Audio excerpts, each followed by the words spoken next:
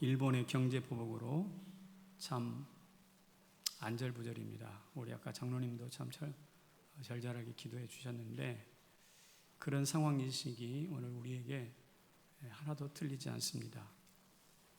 그러니까 치밀한 준비를 했다고 하잖아요. 그래서 반도체의 지존이라고 말할 수 있는 삼성전자와 대한민국을 통째로 흔들어 놓았습니다. 그러자 때 맞춰서 중국과 러시아가 동해에서 합동비행을 하면서 그 방공 식별구역이 뭔지는 잘 모르겠는데 어쨌든 우리나라가 그어놓은 선을 넘나들면서 비웃듯 비행을 했습니다. 미국은 미군 체류비를 6배나 더 증액시키라 라고 압박을 한다고 그러죠. 일본은 기술로, 중국과 러시아는 군사 위협으로, 북한은 핵으로, 미국은 돈으로 우리를 압박하고 있습니다. 그래서 오늘 설교는 좀 우리 삶에 대한, 국가적인 현실에 대한 이야기를 좀 하려고 합니다. 양해하고 들어주시면 좋겠는데 어쨌든 우리가 당한 이 상황은 마치 삼각파도가 몰려오는 그 위기 가운데 배가 뒤집어지기 직전과 같은 그런 상황이라고 생각합니다. 그래서 오늘 설교 제목을 삼각파도 어떻게 넘어갈까라고 정하고 하나님 말씀을 생각해 보려고 하는 것이죠. 앞서 말씀드린 것처럼 이런 삼각파도 같은 위기가 왔는데 더 답답한 게 뭐냐면 여기에 대응할 뾰족한 방법이 없다는 것이에요. 미국의 중재를 요청해도 팔짱 끼고 쳐다보고 있잖아요. 우리나라 지도층 진보 보수로 나뉘어서 서로 헐뜯고 있습니다. 심지어 아베 수상께 사죄합니다 라는 정신 나간 몽유병 같은 이야기도 공공연하게 나오지 않습니까? 맥락을 잃어버린 멍텅구리 언사가 아닐 수 없습니다. 이런 상황에서 오늘 성도는 어떻게 해야 될까? 이 상황을 성도는 어떻게 이해할까? 먼저 이것을 한번 생각해 봐야 할 것입니다. 뭐냐면 성경이 명확하게 경고하고 있거든요. 무엇을요? 주권자에게서 나오는 허물들이 있다는 것입니다. 5절에 보면 내가 이런 말씀이 나와 있어요. 5절 시작. 내가 해 아래서 한 가지 재난을 보았노니 곧 주권자에게서 나오는 허물이라. 그렇습니다. 주권자가 탐욕에 휩싸여서 오판을 하거나 허물을 범하게 되는데 이것이 한 개인의 문제가 아니라 온 나라를 뒤흔들어 놓는 재난의 수준과 같다라는 것이죠. 실제 우리도 아베라는 일본의 주권자가 선택한 오판 때문에 어려움을 겪고 있습니다. 국제 자유무역이라는 이 질서를 깨트리는 경제적인 도발이라고 이해하고 있지 않습니까? 가장 가까운 이웃이라고 말할 수 있는 한국을 적으로 간주해서 상종 못할 국가로 낙인을 찍었습니다. 그런데 이게 요즘 세계적으로 유행인가 봅니다. 자국의 이익을 앞세운 극우파라고 그러죠. 극우파가 득세를 하는데 필리핀의 두테르테 들어보셨죠? 터키의 에르도안 대통령 들어보셨을 겁니다. 러시아의 푸틴, 일본의 아베, 미국의 트럼프와 같은 인물들이 그 극우주의자들이라고 해요. 이 모든 주권자들이 몰고 온 위기가 지금 이 지구를, 온 세상을 떠들썩하게 하고 있습니다. 그래서 웃고 지나갈 일은 분명히 아니라고 생각합니다. 역사를 보면 사소한 게 전쟁을 촉발한 예가 참 많습니다. 미국과 영국이 마시는 차, 보스턴 차 사건이라고 그러죠. 차 때문에 싸웠습니다. 중국과 영국은 아편 때문에 아편 전쟁을 했어요. 우리도 역시 불화수소, 에칭가스라는 평소에는 듣도 보도 못한 소재들을 놓고 지금 대립하고 있습니다.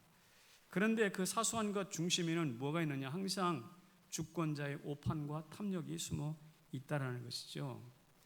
우리나라도 예언은 아닙니다. 박정희 대통령이 잘 살아보세요 해서 나라를 가난해서 구하는 것 같았는데 10월 유순이라는 10월 유신을 선포하면서 탐욕과 오판을 저질렀고 그로 인해서 자기가 부하의 손에 죽잖아요.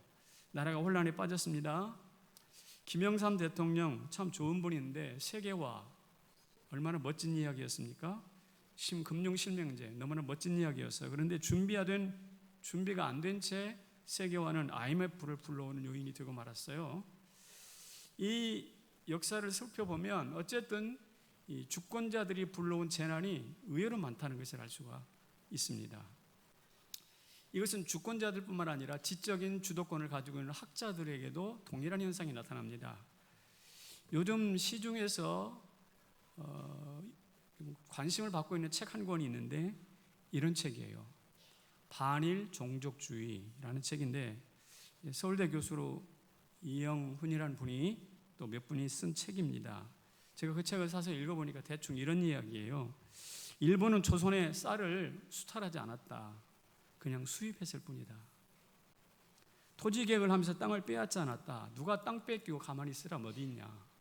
땅 뺏은 적 없다. 조선천에 수천 개의 말뚝을 박았다고 하는데 그것은 말뚝이 아니라 조선의 맥을 끊기 위해서 박아놓은 말뚝이 아니라 측량을 위해서 중심점 핀을 꽂는 것이었을 뿐이다. 독도 1905년 일본에 편입됐는데 그때는 조선이 아무 말도 하지 않았지 않냐. 인제 와서 무슨 소리냐. 학도병, 징용, 위안부는 돈 벌고 출세하기 위해서 스스로 간 것이지 거기에 강제라는 말은 통하지 않는다. 스스로 가놓고 이제 와서 무슨 누구 탓을 하느냐. 뭐 이런 이야기입니다. 여러분 이거 받아들일 수 있어요? 제가 자주 썼던 이야기입니다. 이웃집 감나무가 우리 집으로 우리 감나무가 이웃집 담으로 넘어가서 걸어갈 수 있잖아요. 그러면 그게 이웃집 겁니까? 우리 겁니까? 우리 거지. 근데 조선시대 이항복이라는 사람이 이거 너 담 넘어왔으면 우리 거야 해가지고 따먹는 양반이 있었나 봐. 그래서 화가 나가지고 그 소년 이항복이 가서 그 이웃집에 가서 어른이 앉아있는 방에다가 주먹을 팍 집어넣었어요. 문살이 있잖아요. 문살을 팍 집어넣고 주인어른 이 손이 누구 것이오? 야 이놈아 그 손이 네 손이지 왜 그걸 버리지 않고 이랬어. 그러면 왜 당신은 우리 감 따먹소? 이렇게 했다는 이야기를 한번 한 적이 있잖아요. 기억 안 나세요? 나죠? 그것이 생각이 났어요. 그런 생각이 났어요. 소위 지식인들이 민족의 피해나 분노 감정을 외면하고 일제가 절차상 하자가 없다. 이런저런 선의로 행했다. 그러니 옳다. 저는 이런 글들을 읽으면서 지식 패권을 가지고 있는 사람들이 얼마나 정치인 못지않게 우스꽝스러운 일을 저지르고 있는지를 보는 거예요. 경악을 금치 못했습니다. 일본의 논리를 앵무새처럼 그대로 반복하는 거예요. 그러니 아베 수상님 사죄드립니다 라는 말이 나오는 것도 하나도 이상하지 않아요. 그래서 이런 상황에서 우리 그리스도인은 어떻게 해야 되는가? 이것입니다. 자, 뭐라고요? 정도를 알면 치우치지 않습니다. 정도가 뭐냐 이게 정도. 친일이니 반일이니 이런 거 말고 정도가 뭐냐 이거죠. 일본이 먼저 어떻게 정도를 벗어났는지 한번 살펴봅시다. 총균세라는 책을 쓴 유명한 역사학자 제라드 다이아몬드라는 사람이 있는데 그 사람이 최근에 새로운 책을 하나 냈어요. 그 책이 대변동이라는 제목으로 우리나라에 번역이 됐습니다. 그 책을 보면 일본에 대해서 엄중하게 꾸짖습니다. 이것은 우리 시각이 아니라 제3자의 시각이에요. 일본은 명백하게 세 가지 문제가 있는데 이 세 가지를 극복하지 않으면 앞으로 발목이 잡힐 것이다. 2등 국가가 될 것이다. 이런 이야기를 했습니다. 그 세 가지가 무엇이냐면 이것이에요. 첫째가 현대에 맞지 않는 전통 가치예요. 천황이 신의 아들이라고 그러잖아요. 그 어디서 배워왔는지 모르지만 기독교에서 따간 것 같아요. 그리고 신토이즘이라고 하는 거 아시죠? 천황 숭배주의. 그리고 폐쇄적인 민족주의입니다. 우리나라도 민족주의가 강하지만 우리보다 나라보다 더 강한 나라가 일본이에요. 신처럼 떠받드는 천황주의, 국제사회에서 전혀 공감을 받지 못하는 신토이즘, 또 이민을 받아들이지 않아요. 그 나라는 이민을 받아들이지 않고 폐쇄적으로 자기들의 순혈주의를 주장하고 있습니다. 이런 가치들이 현대사회의 현대적 정서에 맞지 않는다는 것이에요. 두 번째는 뭐냐면 2차된 책임을 회피하고 어떤 사과나 배상도 거부합니다. 이것은 제가 따로 설명하지 않아도 될 것입니다. 독일은 수차례 사과했습니다. 일본은 안 합니다. 왜 그럴까요? 일본은 기독교 문화가 없기 때문에 그래요. 회개라는 것이 얼마나 소중한지 근본적으로 모르는 민족이기 때문에 회개하면 죽는 줄 알아. 잘못하면 무릎 꿇으면 죽는 줄 알아. 이런 어리석음 때문에 그렇다는 것이죠. 그것은 세 번째로 이어집니다. 무엇인가? 정직한 자기 반성이 없어요. 그러니까 일본이 최고인 줄 안단 말입니다. 그렇지 않아요? 그러나 지난 20년을 보세요. 20년 잃어버린 20년이라고 할 만큼 일본은 지금 매우 어려운 상황이 있습니다. 그럼에도 불구하고 정직한 자기 반성을 하지 않는 것이에요. 난징 대학살 부인하잖아요. 우리나라 여러 가지 만행을 저질러 놓고 부인하잖아요. 사과는 고사하고 못 살고 미개한 너희 나라에 일본 통치를 통해서 문명화되고 경제성장의 토대를 마련했는데 그것만으로도 감사해야지. 이것들이 어디다 대고 보상을 요구해? 이런 식입니다. 이것은 마치 억울한 옥살이를 시킨 후에 너 내 덕분에 걱정간 치면 아지 않고 삼시세끼 밥 잘 먹고 잘 누워서 잤잖아 라고 말하는 것과 하나도 다르지 않습니다. 이게 적반하장도 유분수지. 이게 국제사회에서 통하는 말이겠습니까? 무슨 말입니까? 일본은 이 세 가지 이유 때문에 정도에서 치우쳤다는 말이에요. 이 세 가지 이유, 현대에 맞지 않은 전통적인 가치, 2차된 책임 회피하고 보상하지 않는 것, 그리고 정직한 자기 반성을 결의하는 것, 이 세 가지가 요약되면 어떤 결과로 나타나냐면 이것을 박탈하게 돼요. 무엇이요? 자유를 박탈해요. 동아시아에 있는 모든 나라의 자유, 통치권, 외교권을 박탈했어요. 자기가 독점했어요. 이 일본이 정도를 치우친 것은 모든 사람들의 자유를 빼앗았다는 것에 있습니다. 그래서 이것이 경제보복으로 나타나고 국가의 침탈로 나타나고, 그래서 정치든 학문이든 간에 정도를 알아야 치우치지 않습니다. 신앙으로 말하면 정통이 무엇인지 알아야 이단이 분별이 되잖아요. 그렇죠? 역사적으로 말하면 세계사의 정통적 흐름을 알아야 주권자들이 몰고 오는 이런 허물들을 분별하거나 배제할 수가 있습니다. 자, 그래서 다시 말씀드립니다. 이 역사 속에서 하나님이 우리 가운데 가르치고자 하는 핵심 정도가 무엇이냐? 자유로움이에요. 자유예요. 이 자유가 얼마나 소중합니까?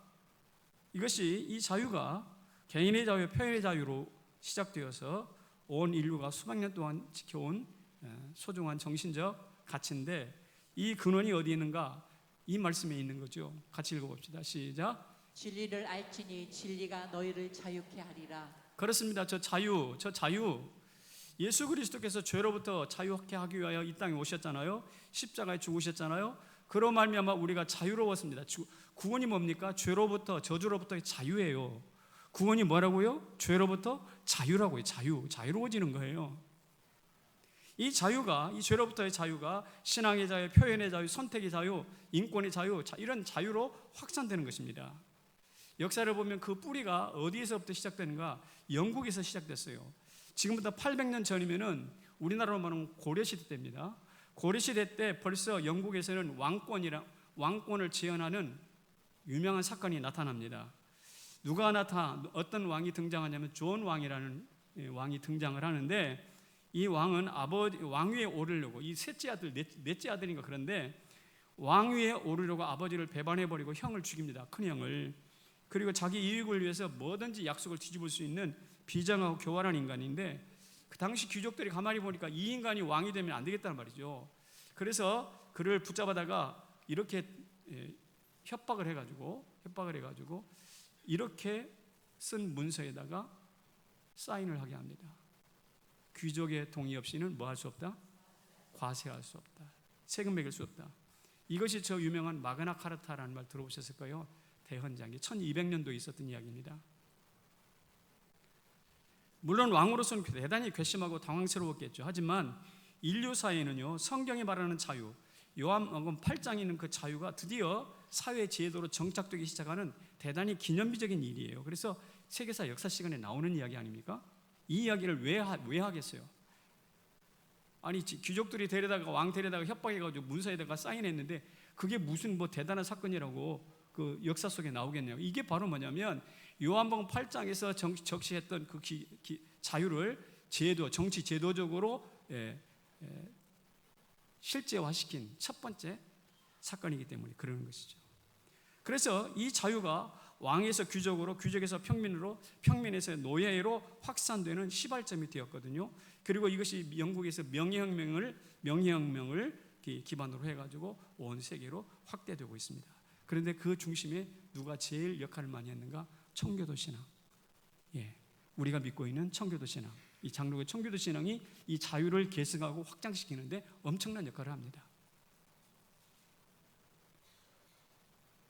그래서 우리는 이렇게 말할 수 있어요. 자유가 뭐라고요? 청교도 신앙의 열매인 거예요. 그러니까 여러분, 우리는 자유 하면서 대충 자유 정치적으로 누리는 자유 이런 거 생각할지 모르지만 이 자유의 뿌리는요, 어디서 피의 대가로 얻어진 거예요. 그것을 얻기 위해서 누가 그렇게 절집으심 노력했는가? 바로 우리 장로교,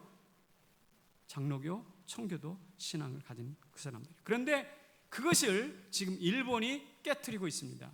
그 소중한 자유를 일제 강점기를 통해서 깨트리고 오늘 경제보복을 통해서 깨트리고 있다. 이거 좌시할 수 없는 거예요. 단순히 경제보복으로 끝날 것이 아니라는 것입니다.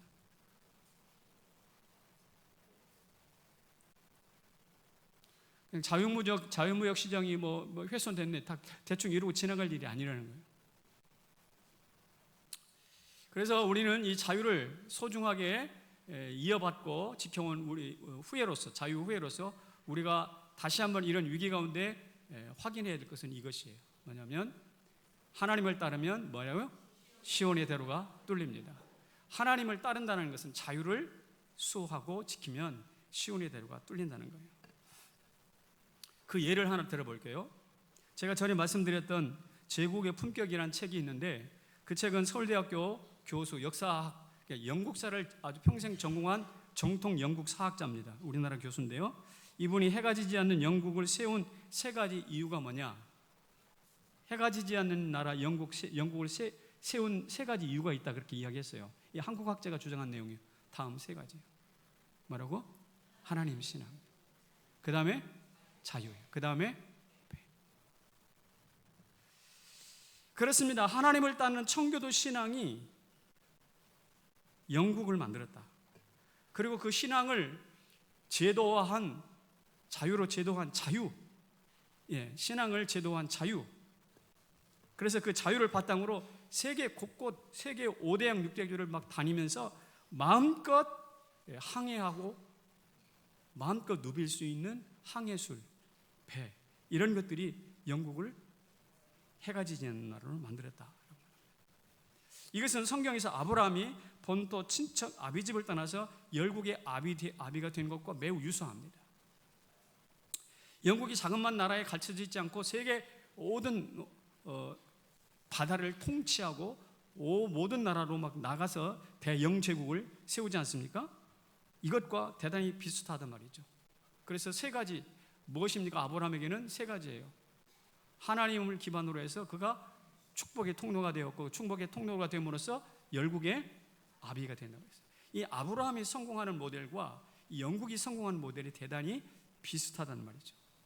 이것을 간파했던 존 칼빈과 존 낙스와 윌리엄 컬러멜, 이런 분들이 그 자유의 소중함을 정확하게 가르치고, 그 다음에 그것이 스위스와 영국과 미국을 거쳐서 오늘 우리에게까지 전해졌습니다. 그러므로 위기를 만날 때 그 자체를 어떻게 통제할까에 초점을 두면 안 돼요. 위기를 만날 때 이 위기가 발생한 근본 원인이 뭔가, 무엇이 무시되고 깨졌는가를 찾아봐야 돼요. 그게 바로 정도를 찾는 것인데, 지금 바로 자유를 제한당하는 거예요. 삼성으로 말하면 마음껏 수입해야 되는데 수입 안 팔아, 못 팔아. 누가? 그 회사 당사자, 회사 거래 당사자가 아니라 국가 제3자의 국가 권력이 개입해서 못 팔게 팔지 마, 이렇게 말하는 거 아니에요? 이게 지금 자유가 훼손당하고 있는 것입니다. 그래서 제가 볼 때는 이 불매운동을 한다든지 뭐 감정적으로 대응하는 것, 이게 대안이 아니에요. 이 사실을 명확하게 봐야 됩니다. 친일이다 반일이다 뭐 이게 중요한 게 아닙니다. 일본 민족주의를 비웃으면서 우리 민족을 살 길을 찾자, 이것도 또 다른 민족주의일 뿐이에요. 옛날 할복을 하면서 100년 전에 위정척사운동을 벌였던 역사가 있는데 그것을 반복하면서 목소리를 높이는 거, 뭐 그것도 지혜로운 대안은 아닙니다. 초점은 뭐냐면 옛날에 그 어두웠던 앞을 비춰줬던 그리고 앞으로 비춰줘야 될 핵심의 사항이 뭐냐면 자유케 하는 거예요. 우리의 용어로 와볼까요? 해방시키는 거예요. 8.15 해방이 옴으로써 모든 게 해결됐잖아요. 그런 것처럼 오늘 우리에게도 놓치지 말아야 될 초점이 뭐냐면 8.15 해방이 있었던 것처럼 오늘 우리에게 다시 지켜야 될 중요한 가치는 뭐냐면 자유예요. 뭐라고요? 어디서? 요한복음 8장 32절에서, 그리고 저 영국의 전황을 통해서, 그리고 성교도 신앙의 선배들을 통해서 넘어서 오늘 우리에게까지 찾아온 이 자유, 이걸 놓치면 안 되는 거예요. 이것을 지키기 위하여 노력해야 되는 거예요. 이게 바로 역사의식이고 이게 그리스도인들이 가져야 될 중요한 신앙의 관점인 거예요.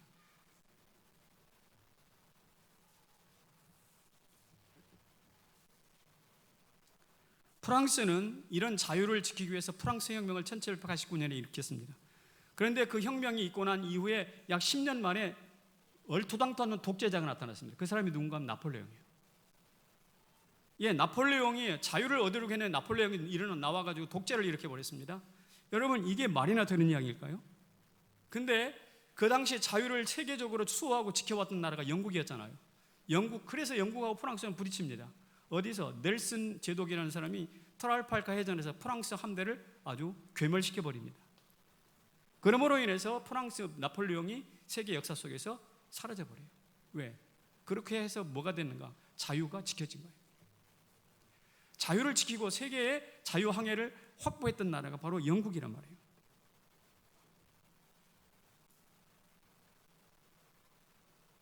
우리가 일제로부터 독립한 것은 만주에 보냈던 군자금이라든지 독립군 때문일까요? 저는 그렇게 생각하지 않습니다. 상해 임시정부가 있었기 때문에 독립됐을까요? 임시정부 중요하지만, 독립군 중요하지만 사실 그거 아닙니다. 오히려 기계와 용맹은 가상하지만 그로 인해서 한국 독립한 게 아니란 말이에요.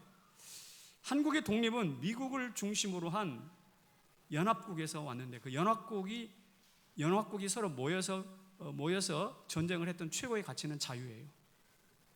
세계 민족의 자유를 지킨다는 거예요. 여러분, 오늘 설교가 무슨 역사 이야기 듣는 것 같죠? 근데 잘 한번 들어보세요. 지난 주간에는 상담 설교사님, 목사님 오셔서 우리 삶에 있는 이야기를 다 들었으니까 이런 이야기도 한번 들어야지. 요런 좀 딱딱한 이야기, 그러나 핵심이 뭔지 이런 이야기도 한번 가끔 들어야 되는 거 아니에요?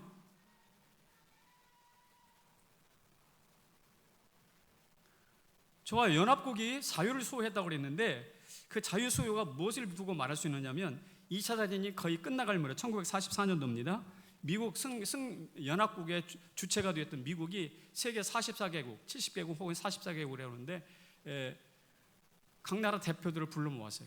그곳이 어디냐면 뉴햄프셔주에 있는 브레튼 우드라는 곳이랍니다. 미국에 있는 조그만 도시예요. 근데 거기에서 모여가지고 이렇게 이야기를 합니다. 우리 미국은 승전국의 모든 권리를 내려놓습니다. 내려놓고 자유무역을 주창합니다. 우리 미국의 모든 시장을 개방해 줄 것입니다.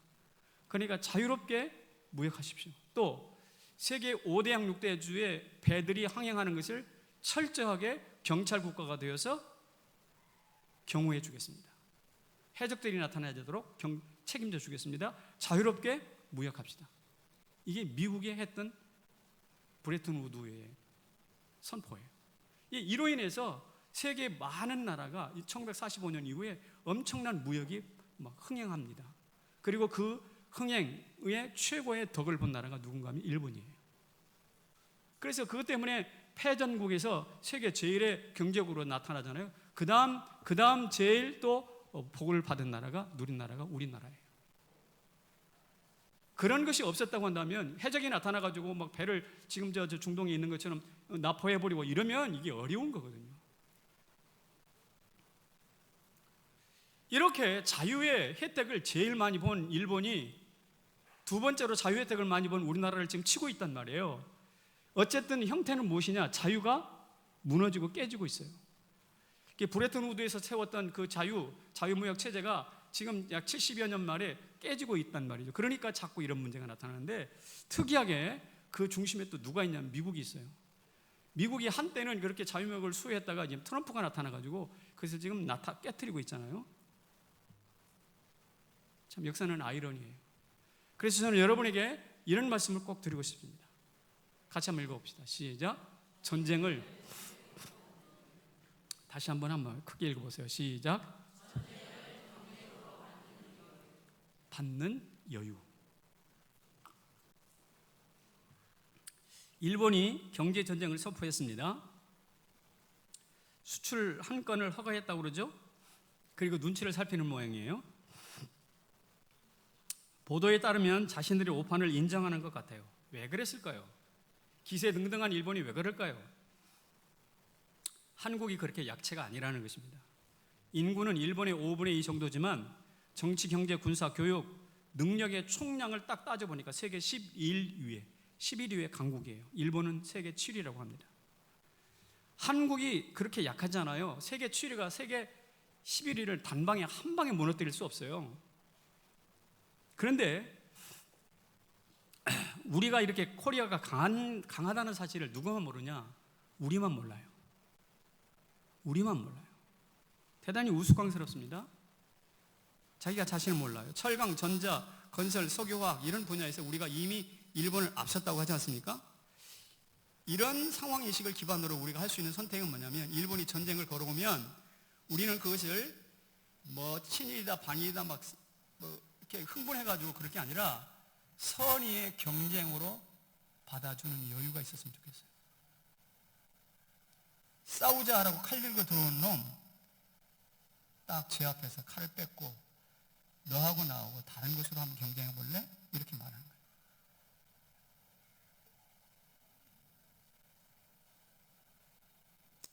물론 모든 것에서 1등할 수는 없어요. 과욕과 만용입니다. 하나님의 뜻도 아닙니다. 다만 걸어온 전쟁을 상대를 극복할 수 있는 경쟁의 기회로만 받을 수 있다면, 그리고 성장의 발판으로 삼을 수 있다면 대단히 성숙한 거예요.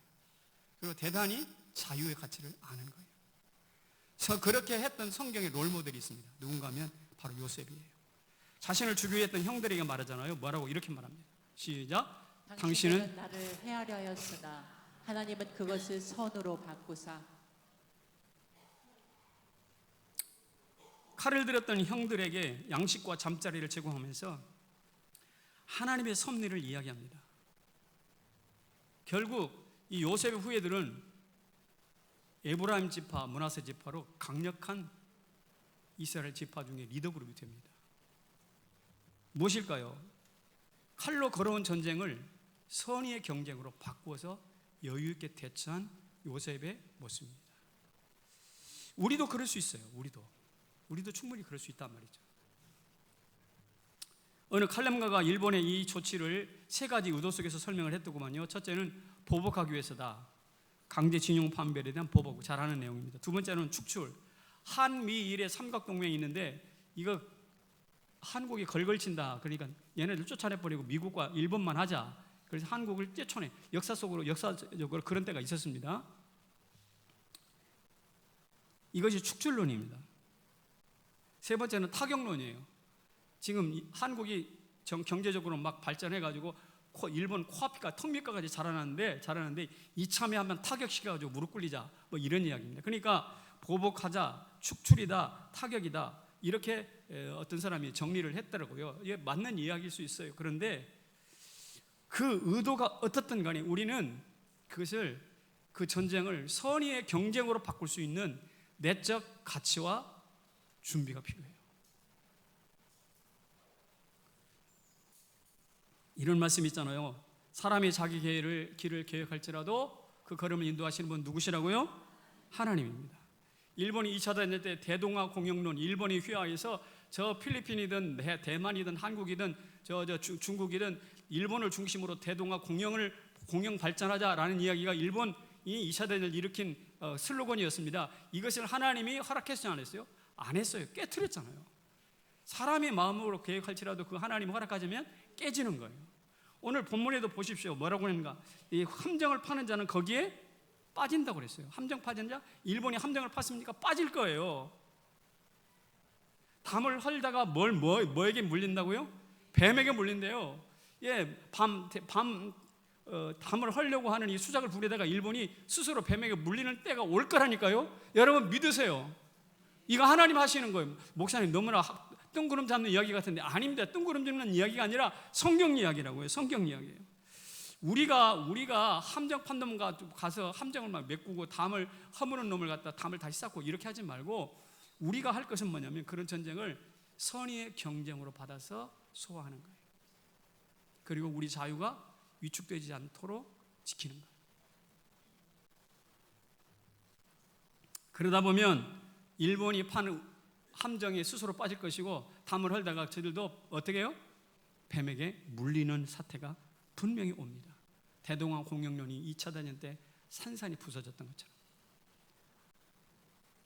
어째 좀 속이 후련합니까? 이것들 지금 미워 죽겠는데 대답이 없어. 해결책이 안 보여. 그런데 이 본문에서 성경이 우리가 문제는 이것을 경쟁을 막 전쟁으로 받는 게 아니라 이 선한 경쟁으로 받느냐 못 받느냐 있지 실제로는요 이것은 우리의 중요한 핵심 사항이 아니라고. 그러면서 우리는 이 사실을 정확히 이해해야 돼요. 같이 읽어봅시다. 시작. 약소국가라고 다 죽지 않습니다. 여러분 지구상에 강대국이 많아요? 약소국이 많아요? 약소국이 거의 90%예요. 강대국 그래봐야 미국, 중국, 영국, 프랑스, 독일 이런 몇몇 나라밖에 없어요. 나머지 다 약소국이에요. 그런데 생각이 없이 강대국이 약소국을 전부 다 지배하고 통치하고 있나요? 지금 아니잖아요. 그럴 힘이 있어도 그렇게 못합니다. 왜냐하면 그렇게 해봐야 그 제국이 오래가지 못하거든요. 여러분 모래알과 바위 두 가지를 놓고 생각해 보세요. 바람이 치는데 모래알이 더 크게 맞아요? 바위가 더 크게 맞아요? 바람이고 비바람이 칠 때 어느 게 바위가 더 크게 맞잖아요. 그러니까 위기가 닥쳐오면 바위는 몸을 쪼개가지고 모래가 되어야 견디기가 쉬워요. 그러니까 이 어려운 가운데 항상 강대국만이 유리한 것은 아니라는 것입니다. 대한민국 약소국이었어요. 그렇지만 이거 약속 숫자가 작고 크기가 작다고 한탄하지 말고 오히려 작은 것에다가 때로는 더 유리한 것을 심어주신 하나님의 섭리를 간파를 하고 감사하고 그것을 기쁘게 받아들이기를 바랍니다. 우리나라가 막 인구가 1억이 됐으면 좋겠다. 2억이 됐으면 좋겠다. 엉뚱한 소리 하지 마시라고. 이 좁은 땅덩어리에서 2억 되면 어떻게 되겠어요? 그렇잖아요. 그러니까 오늘 우리의 이 삶에서 우리가 중심이 해야 될 것은 뭐냐면 전쟁을 선의의 경쟁으로 받아서 극복할 수 있는 길을 찾는 거예요. 엘리야를 보세요. 작은 구름에서 큰 비의 소리, 주먹만한 이 손바닥만한 작은 구름에서 큰 비의 소리를 듣잖아요. 우상이 만연했을 때 소수에 불과했던 하나님의 사람들이 꿈꾸었던 이상입니다. 여러분과 저도 그렇게 되기를 소망합니다. 그러면서 가장 큰 무기인 신앙을 통해서 노를 젓는 게 필요합니다. 같이 읽어볼까요? 시작. 가장 큰 무기 신앙의 노를 저어라. 신앙의 노를 저어라. 제가 아까 프랑스 함대와 넬슨 제독 이야기를 했는데 이 영국 함대가 프랑스 함대를 이겼을 때 어떻게 이겼냐 여러 가지 설명이 있는데 배가 있으면 노를 저어서 움직이잖아요. 노가 그냥 일렬로만 있잖아요. 한 열만. 근데 이 배의 속도를 높이기 위해서 어떻게 하느냐면 1층, 2층, 3층의 노를 만드는 거예요. 노가 1열만 있는 게 아니라 1층 노가 있고 2층 노가 있고 3층 노가 있어요. 그러니까 양쪽에 노가 몇 개냐면 6개가 있는 거예요. 근데 프랑스 함대는 노가 하나밖에 없어. 누가 빠를까요? 넬슨 제독의 함대가 대단히 빠르겠죠. 속도에서 졌어요. 프랑스가 이미.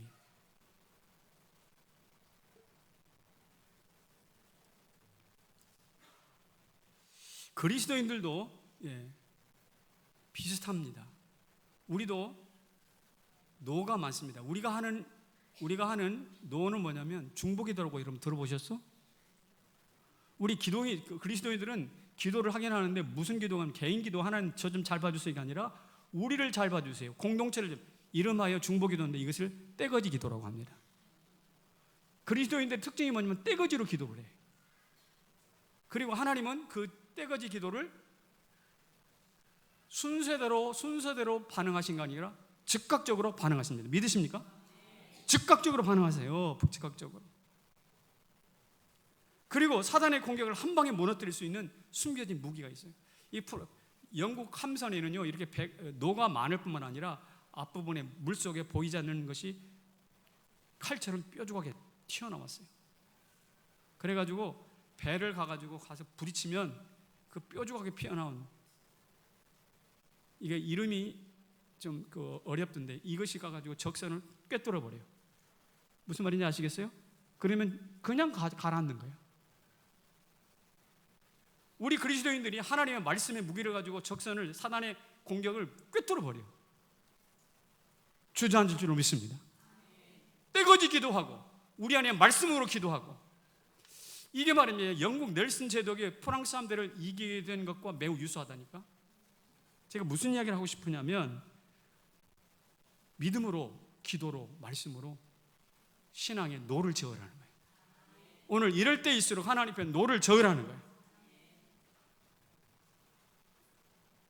우리에게 약점은요, 우리의 능력으로 감당할 수가 없어요. 소재 몇몇 개만 가지고 일본이 괴롭힐 것 같아요. 앞으로 더 많은 것이 있어요. 뭐 100개가 된다고는 이야기도 있어요. 우리에게 급한 것은요, 식량 조달하는 거, 이거 쉽지 않습니다. 우리나라가 식량 작업률이 40%밖에 안 돼요. 그러니까 어느 나라가 곡식 딱 끊잖아요, 수개월 후 우리는 당장 끼니 걱정해야 돼요. 이게 다 반도체 부품 문제가 아니에요. 식량 문제도 있죠. 광우병, 여러분, 광우병에 우리가 한동안 깜빡 속아나고 먹은 거 여러분 기억하시죠? 거짓말 뉴스, 거짓 뉴스, 가짜 뉴스 엄청납니다. 여러분, 우리나라 단위보강에 가가지고 여행 가서 빠져 죽으신 분이 계시잖아요, 사고로. 그분들이 그런 일이 있을 거라고 생각하고 갔겠습니까? 우리나라 사람이 단위보강 가서 여행 가서 빠져 죽었으리라고 하는 것은 50년 전만 해도 생각할 수 없는 일이에요. 그러니까 이렇게 예기치 않는 가짜 뉴스로부터 시작해서 우리가 넉넉히 있는 식량의 문제라든지 시작해서 별의별 문제가 되려면 다 들고 올라올 수 있어요. 이런 것들 우리가 그때마다 막 다 우리의 능력과 판단력을 가지고 다 제어할 수 있을까? 불가능합니다, 사실은. 불가능해요. 대통령이 고용을 창출하기 위해서, 고용을 높이기 위해서 공무원을 많이 이제 임용하지 않았습니까? 근데 공무원을 임용하다 보니까 무슨 일이 안 되냐면, 기업에게 많은 규제가 있는데 규제를 풀어주는 것이 불가능하다는 거예요. 왜? 그 규제 공무원이거든. 규제해야 되는 공무원이거든. 그러니까 대통령이 힘을 가지고도 안 되는 일이 너무 많아요. 무슨 이야기를 하고 싶으냐면, 우리가 아무리 능력 있고 강대고 되어도 우리 능력으로 통과할 수 있는 일들이 그리 많지 않다는 거예요. 예? 우리가 아무리 힘을 걸려도. 그래서 해야 되는 것이 무엇이냐면, 정도가 무엇인지를, 하나님이 주의 백성들을, 당신의 나라를 세우실 때 정도로 세우실 텐데 그 정도가 무엇인지 깨닫는 거예요. 그게 바로 뭐냐? 진리가 자유케 한다.